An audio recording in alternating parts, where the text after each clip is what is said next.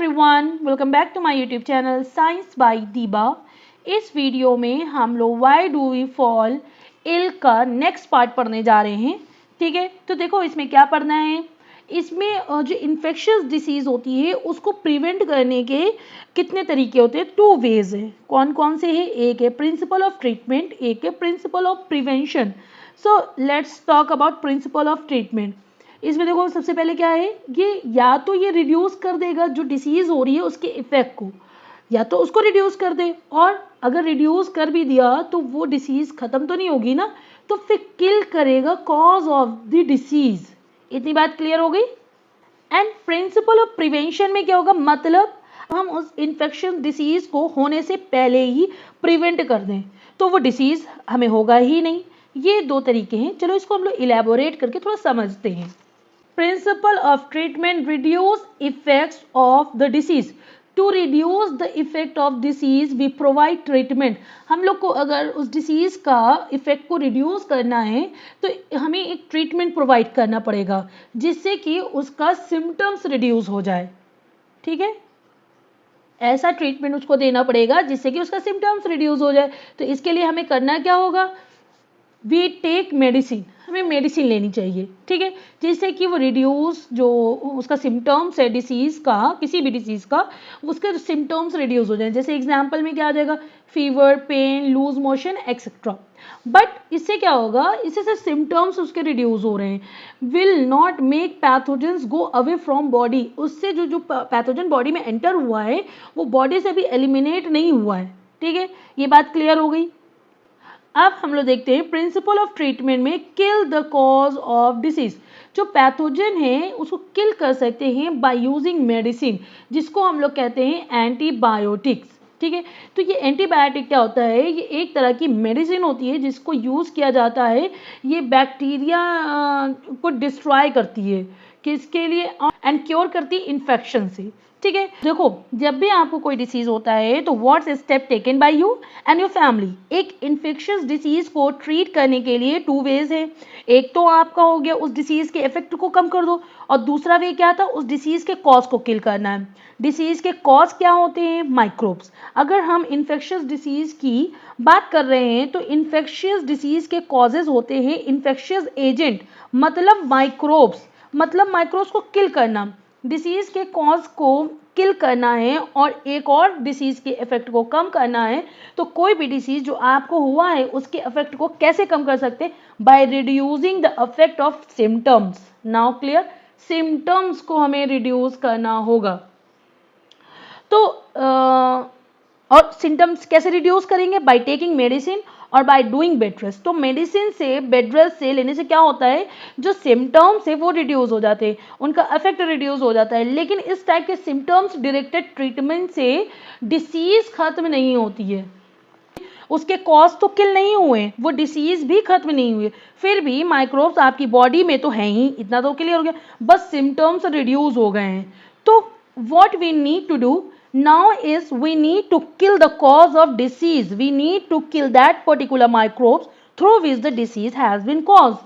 So उसके लिए क्या करना है, for that we have to take medicine. अब माइक्रोब्स को क्लासीफाई किया है डिफरेंट कैटेगरीज में, जैसे वायरसेस,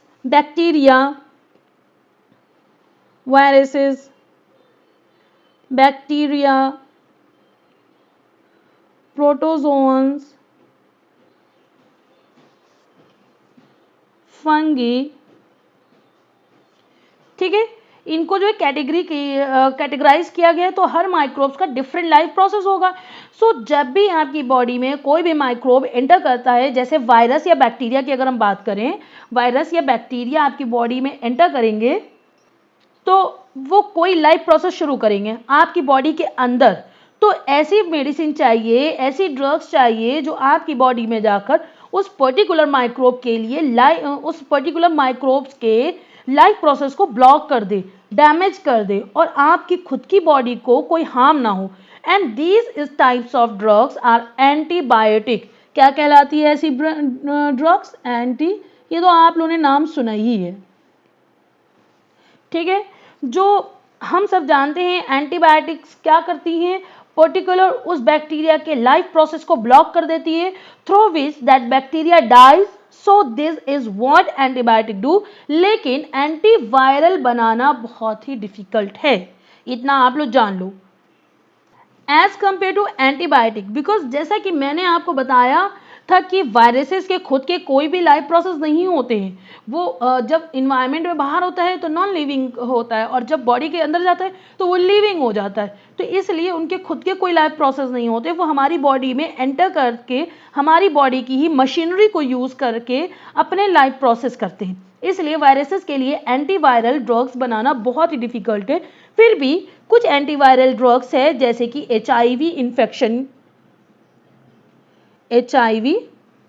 इन्फेक्शन के लिए, to keep it under control. So this was all about the principle of treatment. Now let's talk about next topic, just principle of prevention. तो हमने इस कोड के बारे में तो सुना ही है, क्या? Prevention is better than cure. ये बचपन से सुनते आ रहे हैं। अब इसका यहाँ मतलब क्या है कि किसी भी डिसीज को क्योर करने से अच्छा है कि हम उस डिसीज को होने ही ना दें, उस होने से उसको प्रिवेंट कर दें। पहले ही हम प्रिकॉशन ऐसे ले लें कि हमें वो डिसीज ही ना हो। जैसे कोरोना हुआ था, तो कोरोना क्या हम जा रहे थे कोरोना पर्सन के लिए पास कि आओ हमें भी हो जाओ? नहीं, हम जिसको कोरोना था उसको आइसोलेट कर दे रहे थे ताकि वो उससे कोरोना हम में ना आ जाए। ठीक है, तो हम लोग क्या कर रहे थे, हम लोग प्रिवेंशन ले रहे थे। तो इसीलिए prevention is better than cure. अगर हम अपनी हाइजीन एंड अपनी सराउंडिंग की हाइजीन का ध्यान रखेंगे तो हम ज़्यादातर इन्फेक्शियस डिसीज़ को प्रिवेंट कर सकते हैं। जैसे क्या होता है कि public hygiene is one basic की टू प्रिवेंशन। पब्लिक हाइजीन एक बेसिक जो है की ऑफ प्रिवेंशन होता है, मतलब बहुत ज़्यादा इंपॉर्टेंट होता है। तो पहला पॉइंट क्या है, to avoid exposure to airborne microbes, avoiding living in crowded condition. अगर हम एयरबॉर्न माइक्रोब्स से होने वाले डिसीजेस को प्रिवेंट करना चाहते हैं तो we have to avoid living in crowded condition. हमें ऐसी जगह पर रहने से थोड़ा कतराना चाहिए, यानी बचना चाहिए जो बहुत ज़्यादा क्राउडेड है। एयरबॉर्न है, अगर कोई क्राउडेड एरिया में रह रहा है तो वहाँ पे एक से दूसरे में एयर इतने करीब करीब है, हम ऑक्सीजन लेंगे तो वो हमें आ ही जाएगा। ठीक है, so to avoid exposure to waterborne microbes.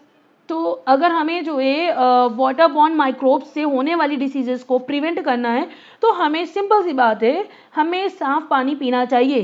Safe drinking water should be provided. ठीक है, और नेक्स्ट है to avoid vector borne diseases. तो वेक्टर क्या होते हैं, ऐसे ऑर्गेनिज्म जो पैथोजन को एक पर्सन से दूसरे पर्सन में ट्रांसफर करते हैं। For example mosquito and house fly, mosquito and house fly. ठीक है, तो ये क्या करते हैं, एक पर्सन से दूसरे पर्सन में जो है पैथोजेंस को ट्रांसफर कर रहे हैं। ठीक है, सो नाउ हमें वेक्टर बॉर्न डिसीज को प्रिवेंट करने के लिए हमें क्लीन इन्वायरमेंट की रिक्वायरमेंट है। अगर हम इन्वायरमेंट को क्लीन रखेंगे तो ऑब्वियस बात है, अगर हमारा इन्वायरमेंट क्लीन होगा तो हम ऐसी डिसीज से वेक्टर बॉर्न डिसीज से प्रिवेंट हो पाएंगे। सो इन सभी स्टेप्स से हम इन्फेक्शियस डिसीज के स्प्रेड को प्रिवेंट कर सकते हैं। So now let's move on specific ways of prevention. ठीक है, सो अब हम डिस्कस करेंगे स्पेसिफिक वेज ऑफ प्रिवेंशन। अभी तक हमने जनरल वेज ऑफ प्रिवेंशन देखी थी, अब हम कुछ स्पेसिफिक वेज ऑफ प्रिवेंशन के बारे में डिस्कस करेंगे। So first way is with the help of strong immune system. So हम इम्यून सिस्टम के बारे में जानते हैं that it is a defense mechanism of the body। so जब भी हमारी बॉडी में कोई भी डिसीज कॉजिंग माइक्रोब्स एंटर होता है तो इम्यून सिस्टम उसके अगेंस्ट लड़ता है और उसे खत्म करता है। ओके, सो अगर आपका इम्यून सिस्टम स्ट्रॉन्ग है सो वो किसी भी माइक्रोब्स को ईजिली मतलब किसी भी माइक्रोब से ईजिली लड़ सकता है, उसे बॉडी से एलिमिनेट कर सकता है। तो ये बात क्लियर हो गई, यानी इम्यून सिस्टम का स्ट्रॉन्ग होना बहुत ज़्यादा इंपॉर्टेंट है, तभी आप प्रिवेंट कर पाओगे। ठीक है, नेक्स्ट पॉइंट है immune system has specialised cell called WBC and इसमें जो ये एक स्पेशलाइज सेल होती है WBC यानी white blood cells, they are responsible for protecting our body from infection. ठीक है, देखो इसमें क्या है, हमारे इम्यून सिस्टम में स्पेशलाइज सेल है जिसका नाम है WBC, मतलब वाइट ब्लड सेल्स, और यही WBC रिस्पॉन्सिबल होती है हमारी बॉडी को किसी भी इन्फेक्शन डिसीज से प्रिवेंट करने के लिए। Now clear. Now third point, lymphocyte, एक टाइप ऑफ WBC, मतलब एक तरह का ये वाइट ब्लड सेल्स है, और ये become active every time pathogens enter. जब भी कोई पैथोजेंस हमारी बॉडी में एंटर करता है तो ये एक्टिव हो जाता है और प्रोड्यूस करता है एंटीबॉडीज। मतलब क्या है,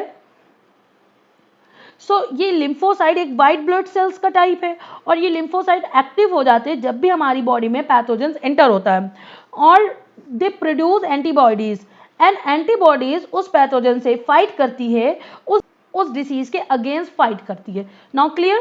तो ये थे कुछ points, specific ways of prevention. Now we will discuss next topic, that is immunization, in next part. Thank you so much. And one more thing, if you are new to my YouTube channel, so please subscribe, like, share, comment and hit bell icon so that जब भी मैं कोई informative video डालूं तो आप तक सबसे पहले आए। Thank you so much and keep support me.